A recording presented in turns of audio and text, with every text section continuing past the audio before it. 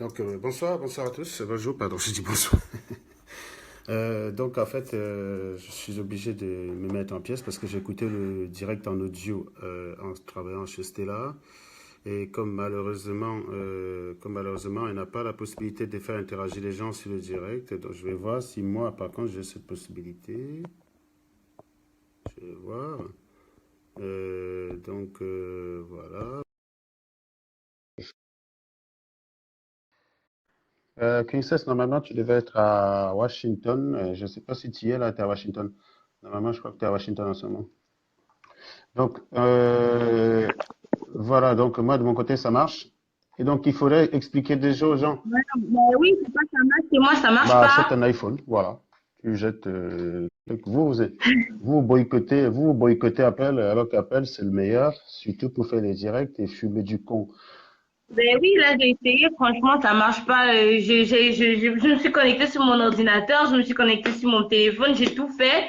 J'ai pas l'option invité. Dirais, je n'ai plus l'option invité. Ça m'énerve. D'accord. Donc, il est important de rappeler en fait le but du direct qui a été fait ce matin. Donc, le direct qui a été fait ce matin, c'était une mise au point, c'est-à-dire que certes, lorsqu'on travaille en équipe, on doit être capable d'être critique envers nous-mêmes et il ne faudrait pas que l'attitude parfois d'un membre de l'équipe nuise à la crédibilité d'une équipe. Donc, pour ceux qui savent, qui sont au courant des directs de Max, il faudrait que vous compreniez que c'est une idée qui est d'abord née à la base de deux personnes. C'est Stella que vous voyez à l'antenne et Princess que vous voyez en train de commenter là, la petite texane là et tout.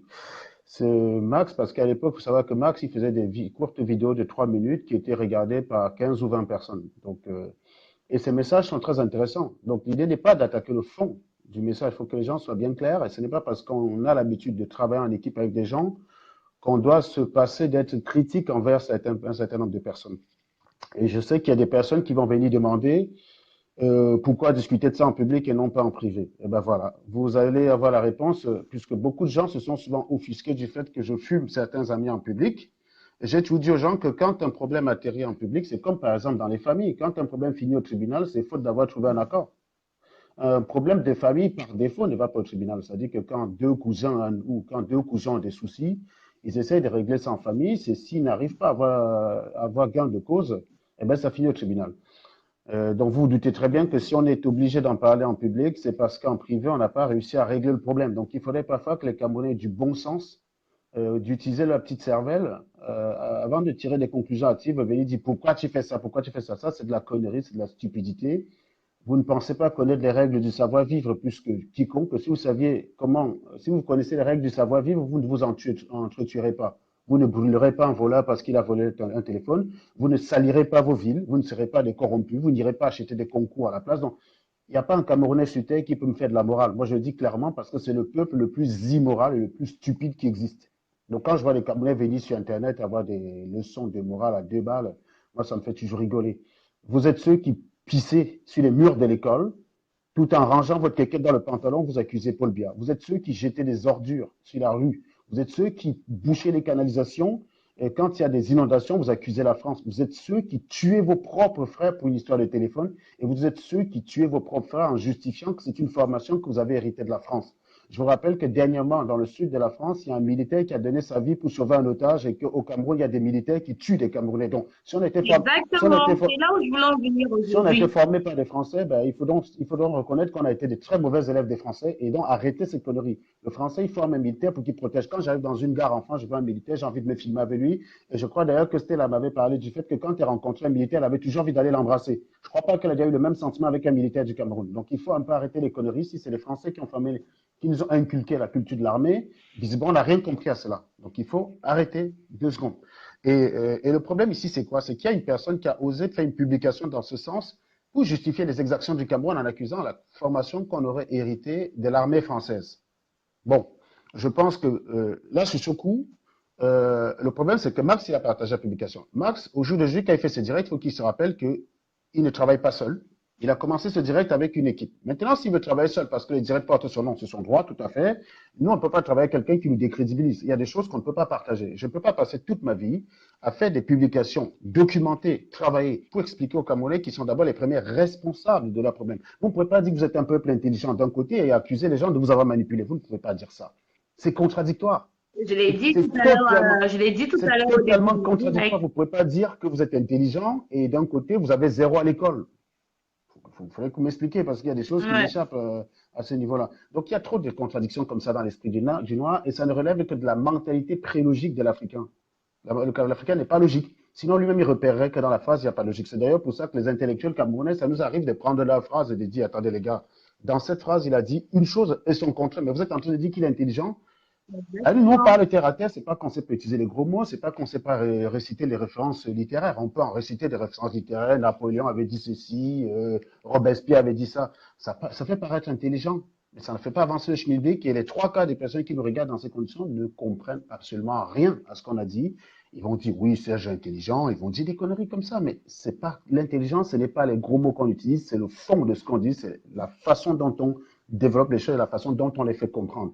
Et la meilleure des explications, vous direz, tout le monde vous dira, même en philosophie, c'est l'explication la plus simple. Et la meilleure explication, c'est celle qui est simplifiée et accessible à tout le monde. C'est pas celle qui est, et ça relève en fait de ce côté de l'intelligence, du rapport que le noir a avec l'intelligence.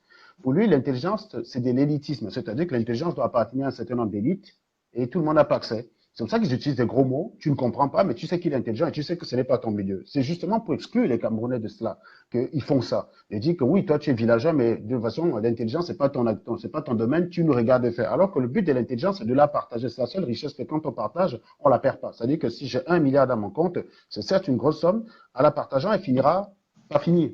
C'est en fait. L'intelligence, si tu en as, tu le partages à 1 milliard de personnes, tu n'en perds pas une goutte, au contraire, tu t'enrichis à davantage. Donc, donc voilà.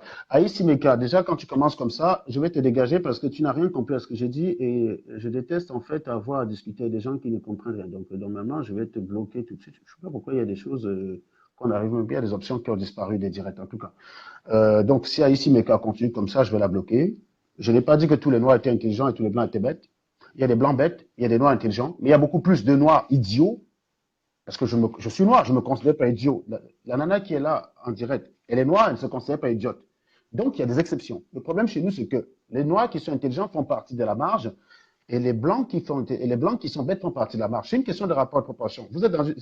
C'est la même bêtise qui vous pousse souvent à aller prendre certaines images en France où il y a la saleté pour venir dire que oui, même le blanc aussi ça. Le problème, c'est que vous comparez la saleté qui fait partie de 1%, 1%, 1%, moins d'1% de la saleté chez les Blancs pour justifier la saleté qui fait partie de 99,99% du Cameroun. Donc, il y a une personne qui partage un direct où il explique que, que si les militaires tuent des gens au sud-ouest, c'est parce qu'ils ont hérité d'une formation des Blancs qui nous utilisaient pour nous entretuer, pour voler nos richesses.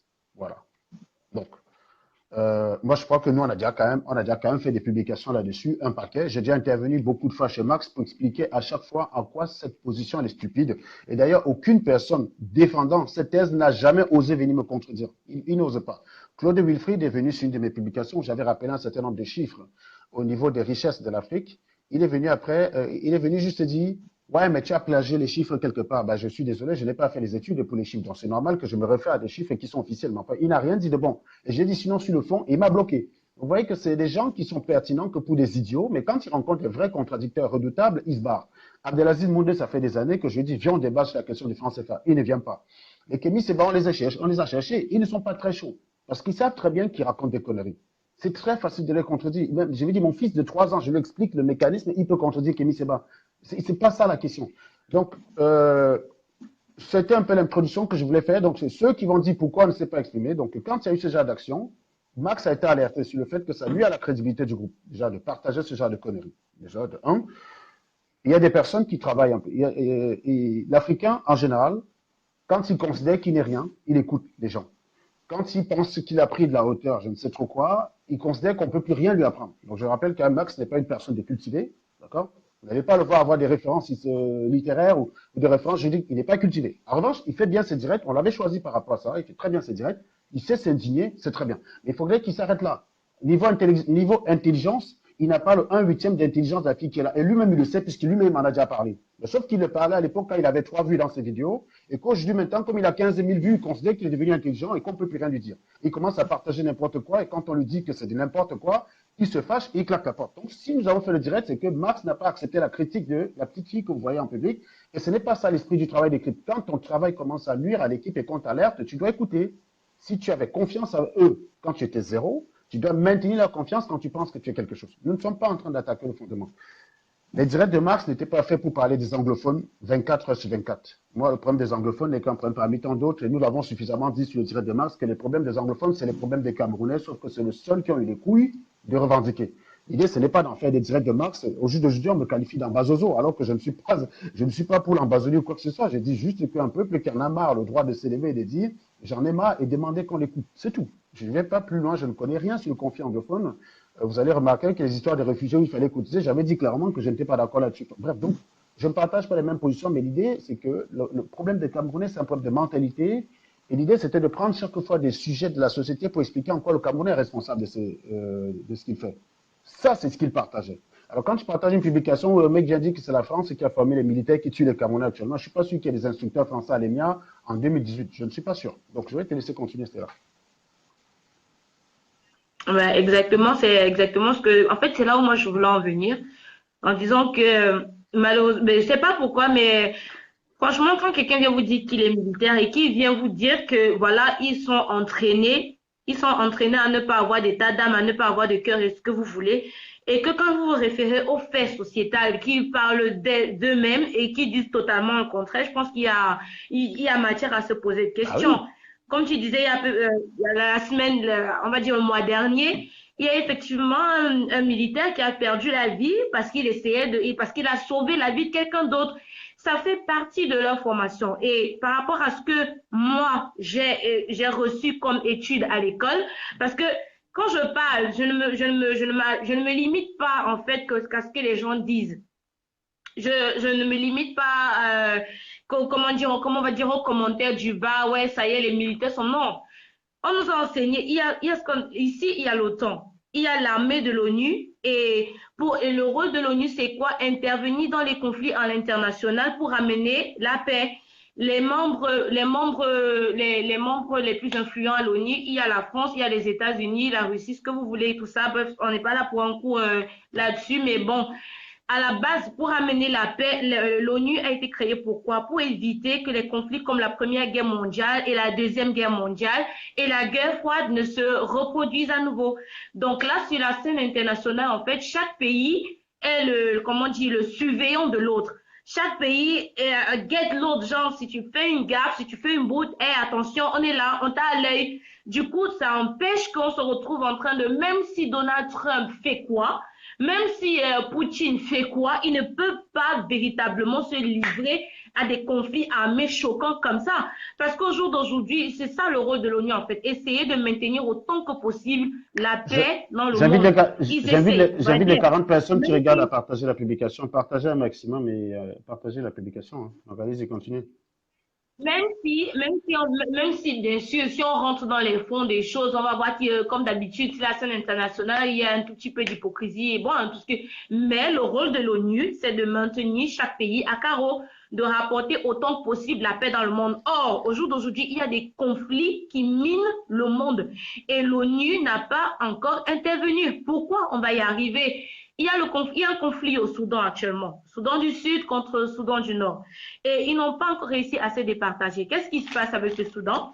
Alors, on va dire que c'était deux amis qui étaient dans la politique. Alors, un a décidé d'être président et puis l'autre, il décide quoi? Il dit non, ça y est, moi aussi, je vais être président. Et du coup, un met les bâtons dans les roues de l'autre. C'est comme ça qu'un se retrouve supporté par la Russie et l'autre par les États-Unis. Du coup, il y a conflit. Le Soudan, au jour d'aujourd'hui, est divisé en deux. Le problème, c'est quoi? Les femmes meurent, les enfants meurent. Et voilà, comme d'habitude, on dit quand les éléphants bagarrent, c'est les zèbres qui souffrent. Il y a des pertes en vies humaines. Il y a des pertes en termes de matériel, des pertes à tout va, quoi. Mais l'ONU n'est pas encore véritablement intervenue dans ce conflit-là. Pourquoi? Les gens se sont demandé les questions, même dans le conflit syrien. Le but, c'est quoi quand on parle de l'ONU? C'est d'intervenir pour maintenir la paix. Il n'y a pas d'intervenir pour maintenir la paix dans tel pays et pas dans un autre. Pourquoi ils n'ont pas encore intervenu en Syrie? En fait, c'est les questions que moi, particulièrement, j'ai posées à mes professeurs et j'ai dit, mais si c'était ça le rôle de l'ONU, Pourquoi est-ce qu'il y a des conflits dans le monde, que ce soit en Afrique, que ce soit ailleurs, et on ne voit pas l'ONU intervenir? Bon, la réponse est simple, et voilà ce que mon professeur m'a répondu, et ça avait son sens. La France, il a pris l'exemple de la France. La France n'envoie pas ses militaires comme ça. Quand la France ou n'importe quel pays signe une autorisation pour envoyer ses militaires, le problème n'est même pas au niveau du coût de l'envoi. Non, ça c'est encore autre chose. Mais si quelque chose arrive à un seul militaire, il faudrait que la France soit en mesure de répondre à la famille de ce militaire, au pays de ce militaire, que voilà, on a envoyé et voilà ce qui est arrivé. C'est pour ça que tu vas voir les pays comme les États-Unis, la France, tous ces pays-là, avant d'envoyer leurs éléments, gérer un conflit où ils ne sont même, dont ils ne connaissent ni la mort ni la balle, ils réfléchissent à...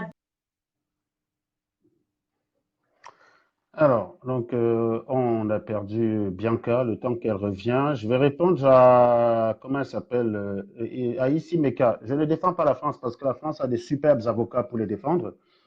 Moi, je suis un observateur et moi, je suis humble. C'est-à-dire que quand la façon dont une personne fait chez elle est meilleure que la façon dont nous faisons, moi, je m'inspire de ce qui marche. Je ne suis pas là pour inventer moi-même. Je ne vais pas inventer le fil à couper le beurre. Je ne vais pas inventer des théories qui ont déjà été établies, qui ont déjà été démontrées. C'est comme ça que je fonctionne. Donc, moi, je vis en France. Je- Donc, comme je disais, les pays ne peuvent pas se permettre de signer des autorisations comme ça à la légère et envoyer leurs éléments pour aller résoudre des conflits dont ils n'en sont, mais alors, dont ils sont pas au courant. Et dans l'interview de Macron quand il était à Ouagadougou, il y a justement une étudiante qui s'est levée et elle a demandé à Macron, ouais, mais pourquoi est-ce que vos militaires sont tout le temps en Afrique? Il a dit, mais j'aurais préféré que mes militaires ne se retrouvent pas ici à gérer les problèmes dont ils ne sont pas au courant. Parce que quand mes hommes se retrouvent ici, toi, tu te demandes ce que mes militaires font ici, mais lui, il a une femme qui se demande où, il a une femme qui me poserait la question si quelque chose lui arrive, mais mon mari, il est où? Il y a une maman qui va demander, mon fils, il est où? Donc, les gens, quand quelqu'un va dans son poste et dit que oui, ça y est, les militaires ont pris cette martothérapie, blablabla de la France, mais c'est faux. Ici, avant de donner un ordre à un militaire où sa vie est en danger, on réfléchit à deux fois. Mais évidemment qu'ils le font pour leur intérêt, Eric l'Afrique. Tu as déjà vu, la question que moi je vais te poser, c'est qu'est-ce que toi tu peux faire sans ton intérêt à toi? Moi je vais te poser cette question-là. Si par exemple tu montes une entreprise, parce que franchement vous avez des réactions. Mais vous êtes quand même, excusez-moi, donne-moi pardon. Eric. Attends. Eric, tu es aux États-Unis pour l'intérêt des États-Unis, pour ton intérêt à toi. Tu es aux États-Unis pour servir la les États-Unis pour tes intérêts à toi. Et tu es idiot quoi dans ton cerveau. Arrêtez souvent des remarques comme ça. Vous croyez que la France, elle va vous aimer plus qu'elle-même? Toi, tu t'aimes plus que qui? Tu aimes quelqu'un plus que toi? À part tes enfants, que tu aimes plus que toi, tu aimes qui plus que toi? Tu m'aimes plus que toi-même? Arrêtez vos bêtises. Mais quoi. franchement, Arrêtez d'être idiot. Arrêtez d'être idiot, quoi. Putain. Ils le font pour leurs intérêts. Ils n'ont pas dit ça. Mais bien sûr qu'ils le font pour leurs intérêts, connard. Mais fais aussi ta part pour tes intérêts, espèce d'abruti. Ça fait des années qu'ils le font pour leurs intérêts. Quand est-ce que tu as aussi décidé d'agir pour ton intérêt? Quand est-ce que tu as aussi décidé d'agir pour ton intérêt? Ils le font pour leurs intérêts. Ben oui, ils vont venir demain vous défendre sur vos intérêts. Mais vous êtes des malades quand même. Hein. Vous êtes des malades, vous n'avez rien dans le crâne. Eric, je suis déçu par ton raisonnement. Tu es un idiot. Je suis désolé. Alors, je n'arrive même pas. Il manquerait. Il manque. Je suis désolée. Je reviens pas.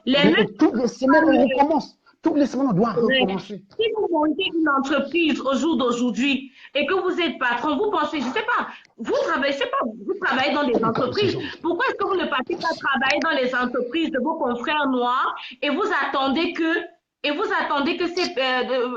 vous payent pas? Vous êtes les mêmes personnes qui vous plaignez que quand vous travaillez avec les Noirs, on ne vous paye pas. Mais il en va de votre intérêt. Dans ce cas, allez travailler gratuitement, ne vous plaignez pas. Le monde est régi par l'intérêt, je suis désolée. Ils n'ont rien compris. De où tu places ton intérêt. Ils n'ont rien compris au capitalisme.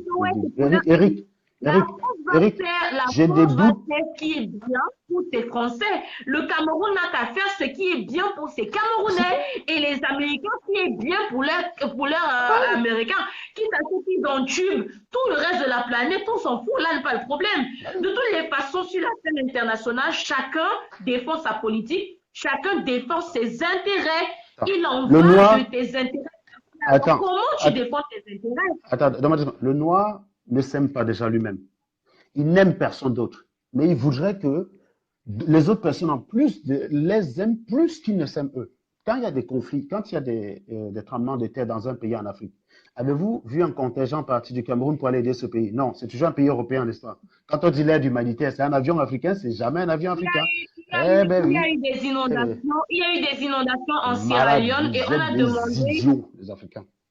il y a eu des inondations en Sierra Leone et on a demandé justement aux pays africains d'envoyer de l'aide et tout ça. La Sierra Leone a reçu de l'aide de la Croix-Rouge, des États-Unis, du Canada, mais du Nigeria, je pense. J'ai pas vu le Cameroun cité dans l'aide que la Cameroun. Sierra Leone a reçue. Ben oui. Excusez-moi, hein, excusez-moi. Et je crois que c'est l'un des débats que j'ai eu avec Mathias Owonangini quand il disait que les aides du colloque de la première dame Chantal Biya ne dépassaient pas le Cameroun. J'ai dit, merde, dans ce cas, déjà qu'au Cameroun, excusez-moi, c'est pas tout le monde qui bénéficie de cette aide-là. Donc, à quel moment est-ce que votre aide, je sais pas moi, est présente sur la scène internationale? Du coup, quand vous parlez des intérêts, excusez-moi, chaque personne défend ses intérêts. Maintenant, si tu défends mal tes intérêts et que tu te fais entuber, la faute à qui? À l'entubé ou à toi qui n'as pas su défendre tes intérêts? Voilà le véritable problème que moi j'ai avec le poste que Max a partagé. Il a dit que j'aurais dû venir lui demander. Non, On tu ne demande, peux attends, pas, il ne attends, manquerait plus tard. on demande le gros cul de ta maman, Max. Je suis désolé, je suis obligé de parler comme ça. Je parle comme ça à tous les idiots. Tu es responsable de ta communication, mon ami. Quand tu écris un texte et tu ne complètes pas, tu laisses le soin à n'importe qui de tirer la conclusion qu'il arrange et tu ne peux pas le lui reprocher, mon cher ami. C'est comme ça que ça marche. Sinon, on écrit des textes comme ça sur nos postes, c'est pas parce qu'on aime écrire. C'est pas parce qu'on aime écrire. C'est parce qu'on veut être très clair et lever toute ambiguïté possible. On est responsable de notre communication. Donc, tu ne peux pas écrire une bêtise et tu dis que, ouais, pour écouter le compliment, il fallait qu'on te pose la question. On pose la question, le gros puits d'éternel sur ça. T'es con ou quoi? On va encore t'expliquer ça, toi. Aujourd'hui, là, on doit t'expliquer ça. On doit t'expliquer ça, mais t'as quoi dans le cerveau, putain? T'as quoi là dans la tête, là? T'as la boue dans le cerveau? T'es aussi idiot que les Camerounais que tu critiques tous les jours. Vous apprenez rien du tout. J'ai fait un post il y a de cela. J'ai fait un post il y a de cela 3 semaines. Post que tu as partagé, tant mieux, où j'expliquais que les Africains sont des vrais cons, des abrutis, des nullards. Et je vous expliquais en disant qu'ils ont 97% des réserves mondiales de cuivre. Ça, c'est des chiffres. Hein. C'est pas moi qui les ai inventés. C'est les gens qui ont étudié. 80% des réserves du coltan, composant très utile dans la fabrication des ordinateurs. J'en ai un devant moi et j'ai le téléphone devant moi. Ils ont 50% des réserves de cobalt, 57% des réserves d'or dans le monde entier, 20% des réserves de fer et de cuivre et de fer, 23% des réserves d'uranium et de phosphate. L'uranium, c'est un composant très utile dans les centrales nucléaires. 32% des réserves de manganèse, 41% des réserves de vanadium, 49% des réserves de platine, 60% des réserves de diamant, 14% de celles du pétrole. Et il y a Paola qui est venu compléter plus tard en disant qu'ils ont 60% des réserves en eau douce de la planète. Voilà. Voilà ce qu'on a en Afrique. Dans ces richesses, par exemple, admettons qu'on vienne nous piquer le pétrole, tout ce qu'on veut. J'ai expliqué déjà que même l'eau potable qui est chez vous, vous n'avez même pas capable. On ne vous a pas piqué l'eau. Les boîtes ne sont pas venues porter l'eau au Cameroun pour se barrer avec chez eux. L'eau, c'est à 10 mètres du sol. Vous êtes incapable d'avoir des systèmes qui donnent l'eau potable à tout le monde. Vous allez vous chialer qu'on a pris vos richesses, le pétrole qui a 2000 mètres sous terre, dont il faut des systèmes hydrauliques, des pompes, tout un certain nombre de choses qui nécessitent la technologie occidentale pour l'avoir. Qu'est-ce qu'on appelle être riche? En fait, l'Africain, il est comme l'idiot à qui je donne une mallette d'or. Je mets ça sur une île entourée de crocodiles et de baleines. Donc, en gros, il n'a aucun moyen d'aller chercher cette richesse par voie terrestre. S'il tente par l'eau, il se fait bouffer par les crocodiles et les requins, il n'a aucune chance d'y aller. Donc la richesse est là-bas, mais il est tous les jours de l'autre côté, il regarde la mallette, il dit je suis riche, je suis riche. Mais en attendant, le beignet qui est devant lui ne peut pas acheter puisqu'il n'a pas les dos pour ça. Il y a l'argent là-bas. Le vendeur de beignet dit mon ami, va d'abord chercher l'argent, tu viens ici avec. Et là arrive Stella avec un hélicoptère qui dit bon, écoute mon coco, tu as 1 million qui est posé sur l'île qui est là. J'ai l'hélicoptère, c'est le seul moyen d'aller chercher. Je vais chercher les 1 million, à condition que dans les 1 million, je te donne 200 000 et je garde 800 000. C'est soit tu as 200 000 sur les 1 million que tu ne peux pas aller chercher, soit tu as zéro. Tu choisis quoi? Bah, le gars dit, bah oui, il n'a pas le choix, il tergiverse, il dit, bah, de toute façon, je n'ai aucun moyen d'aller chercher. Bah, le gars a l'hélicoptère, j'ai pas l'hélicoptère, je n'en sais pas fabriquer. Donc, ok. Quand il prend, il récupère les 200 millions. Déjà, il ne fait rien avec, il va au bois au bar. Après, il se plaint que, oh, c'est là, voler ma richesse. Mon frère, c'est ta richesse quand tu as accès, tu es capable d'en faire ce qu'il faut. Tant que tu n'as pas les moyens de le faire, ce n'est pas une richesse. C'est-à-dire qu'on te laisse à ton uranium, tu ne peux rien en faire. Donc, ce n'est pas une richesse. Ça ne va pas changer la vie de l'abruti d'Eric Afrique qui est là. Si on le laisse à l'uranium, ça ne changera pas sa vie. Il ne sait pas l'utiliser, le mec. Il est trop con pour ça, d'ailleurs. Il est très con pour ça, il ne peut pas l'utiliser. Donc, ce n'est pas une richesse. La richesse, c'est tant que tu peux la transformer toi-même, en tirer la valeur ajoutée de ce que tu as fait. Tant que tu n'es pas capable de faire, ce n'est pas une richesse. Aucun pays au monde, je dis bien aucun pays au monde ne s'est enrichi avec les matières premières. Que ce soit bien clair dans votre putain de cerveau. J'espère que c'est très clair là-dessus. Donc, il faut arrêter. On explique ça toutes les semaines aux gens. On partage, on parle de ça. Je parle de ça chez Max. Je fais des posts que j'explique que Max y partage. Et puis, il va partager une connerie pareille et il nous demande que non, il fallait qu'on vienne demander pourquoi il a partagé. Tu es le roi. Et je pense que quand tu fais des directs où il y a 200 personnes, tu vas commencer à croire que. Je te rappelle qu'il y a de cela 3 mois, tu faisais des directs, il y avait 10 vues. Personne ne regardait tes directs, personne ne te connaissait. C'est Stella et Ségolène qui te demandent de faire un direct sur un sujet qui est intéressant. Tu fais le direct et ça prend parce que personne ne te connaît et ces deux-là viennent parler avec toi. Ça te ramène des audiences. Maintenant, tu es connu et tu estimes que maintenant, on ne peut plus rien te dire. Le gros cul est amateur, bien sûr, le gros cul est amateur. Donc, je suis désolé, je déteste ce genre de choses. Je déteste avoir réglé des problèmes en public parce que quand on veut les régler en privé, la personne fuit. Tu as fui, c'est très bien. Désormais, quand tu vas adopter en public une position qui est en contradiction avec ce que tu défends, je te fumerai. Que ce soit bien clair là-dessus. Je n'ai pas d'amis qui contredisent mes idéologies. Je suis ami avec toi tant que tu es cohérent. Quand tu deviens incohérent, tu deviens une cible à abattre.